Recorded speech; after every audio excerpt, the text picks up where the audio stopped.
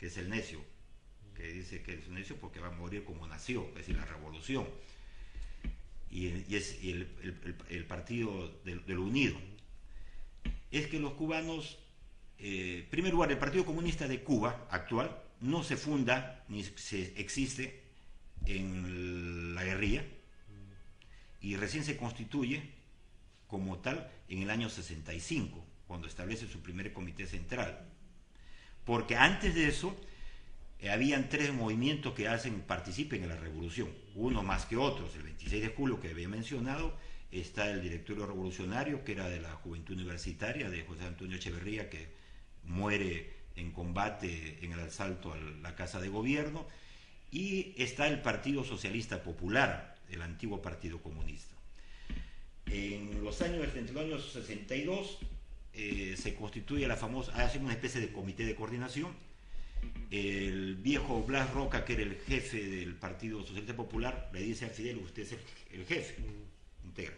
Pero ahí constituyen las organizaciones revolucionarias integradas, y lo ponen en su conducción al que era el secretario de organización de este Partido Socialista Popular, que es un señor Escalante, que después, a los meses, es denunciado por Fidel y todo, y hace una autocrítica pública porque empezó a tener una política sectaria, de copamiento y de excluir al resto de las otras fuerzas.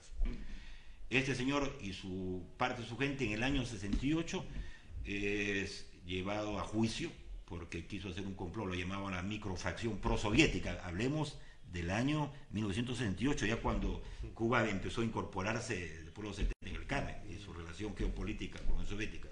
Vemos un problema de su independencia.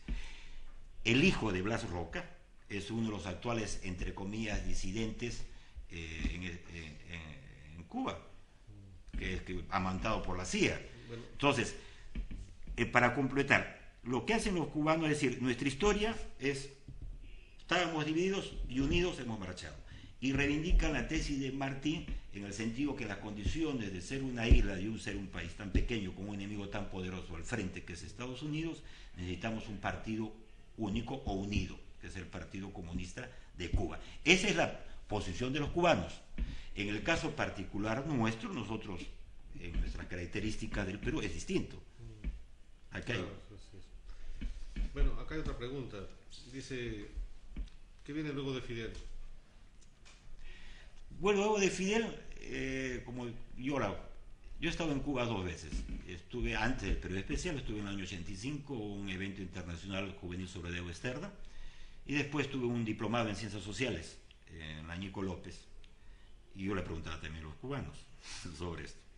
Porque es cierto, como le dicen comúnmente a Fidel, que es el caballo en lo que significa la cultura afrocubana, y sobre todo de los babalaos, caballo es el número 1, el peso que tiene Fidel. Pero como Fidel también responde,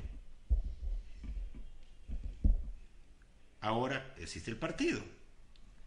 Ya se ha demostrado que había salido de la gestión de gobierno Fidel, porque Fidel sigue siendo el secretario general del Partido Comunista de Cuba y solamente está escribiendo. Hay una continuidad. Ahora es Raúl Castro, mañana puede ser el que está en el segundo orden, que es José Ramos Macho Ventura, puede ser Ramiro Valdés, puede ser Esteban Lazo. Ese problema de la continuidad está garantizado. Está garantizada por 2 cosas. Uno, 3 o 4 generaciones que han surgido después del triunfo de la Revolución Cubana, un pueblo que tiene una mayor cultura política, que es lo que no hemos hablado, la cultura política que tiene ese pueblo, que tiene el 55% de sus profesionales y técnicos son mujeres, que a pesar de bloqueo y de las cosas, las contribuciones que está haciendo la humanidad, que creo que vamos a continuar sobre esto después de la pausa. Exactamente, gracias Tito por haberte adelantado. Hacemos una pausa y retornamos con este conversatorio. Bueno, vamos a entrar en este tercer bloque de este interesante conversatorio con el camarada Tito Silva, haciendo una reflexión, ¿no? Ya yendo al escenario mundial, el impacto que tuvo y tiene la Revolución Cubana. Yo siempre he dicho, ¿no? Cuando comparamos las revoluciones en los diversos escenarios del mundo, ¿no? Cuba, un país tan pequeño, con tantas carencias, con tantas dificultades, sin embargo es un país, uno de los más grandes países solidarios, ¿no? Es muy solidario. no solamente en su época mandó combatientes a otros continentes, mandó médicos. Acá mismo en Perú tenemos una gratitud muy grande con Cuba, ¿no? En dos ocasiones han habido problemas muy fuertes, como fue en 70 y últimamente en Ica, en el terremoto. Los cubanos fueron los primeros en hacer presencia, en solidarizarse y dan miles de becas a nivel mundial, forman estudiantes jóvenes. Es un pueblo y una revolución muy solidaria, ¿no?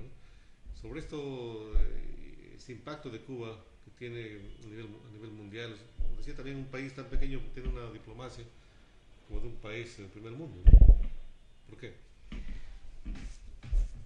Primero que es una revolución creadora. Segundo, porque es una revolución que ha dado una vanguardia, unos líderes. En el caso de Fidel, de carácter mundial, es un estadista. Aparte que es un educador, un gran pedagogo. Segundo, es un tipo muy autocrítico. Y lo otro, por la formación. Primero porque hay una tradición en los cubanos, por eso por ver a su independencia, de que participaron de otros países. En el mismo proceso revolucionario de la independencia y los primeros años de la Revolución Cubana han participado peruanos, chilenos, de todas partes, brasileños, argentinos y de otras partes, a hacer sus contribuciones intelectuales, técnicas, etcétera. Y si uno lo ve con esa visión humanista que tiene de Martí, el humanismo también socialista de Marx y Engels, que dejando de lado de la parte metodológica científica, en el sentido de que realmente el socialismo es que va a hacer que pase la prehistoria del ser humano, que son las situaciones de dominación y explotación, y si uno lo ve también, en cierta medida, la formación cristiana que tiene Fidel, sin ser cristiano ahora, pero estamos hablando en valores. Entonces, desde el comienzo ha habido esa vocación internacionalista. Algo que muy pocos quieren reconocer es el papel que tuvo Cuba en la derrota estratégica del apartheid y en la lucha por la liberación, de defender la independencia de Angola y sobre todo por la caída del apartheid. Los cubanos, en un momento, casi 60.000 combatientes cubanos han estado en Angola y lograron empezó con la Operación Carlota en el año 75 y esto culminó, si no mal me equivoco, ya cuando hacen una derrota estratégica a las tropas de Sudáfrica. ¿Cuántas vidas le costaron a Cuba? Casi 1.200. En ese video, en el donde Fidel habla sobre la posible implosión de la Unión Soviética, es en la ceremonia del recibir los restos de sus combatientes. Entonces, y aquí es una pregunta, Cuba mandó su tropa, peleó junto con los angolanos en la lucha contra los norteamericanos, contra Mobutu Sese Seko, que está al otro costado, lo que era Zaire, y contra Sudáfrica, el país más poderoso y que tiene 14 bombas, 3 bombas nucleares. Los cubanos, ¿qué recibieron en Angola? ¿Reciben petróleo? Porque Angola es peor. No. ¿Han recibido diamantes que tiene de Angola? No han recibido. Lo único que recibieron fue que contribuyeron a la lucha por la independencia y terminar con uno de los flagelos más ignominiosos de la humanidad, que ha sido el apartheid.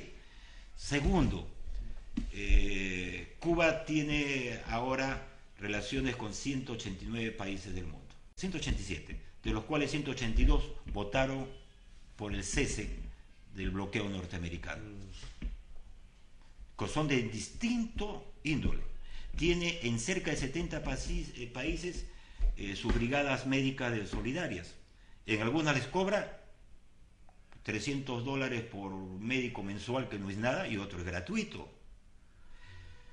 Cuba ha creado una tecnología de alfabetización modernística muy rápida, que es Si se puede, o Yo sí puedo, que es la creación de una profesora negrita que estaba en uno de esos países, Botswana, que es un pequeño enclave que es de Sudáfrica, donde el 90% de la población está infectada por el VIH y el 90% era analfabeta, y cómo hacerlos leer esas condiciones.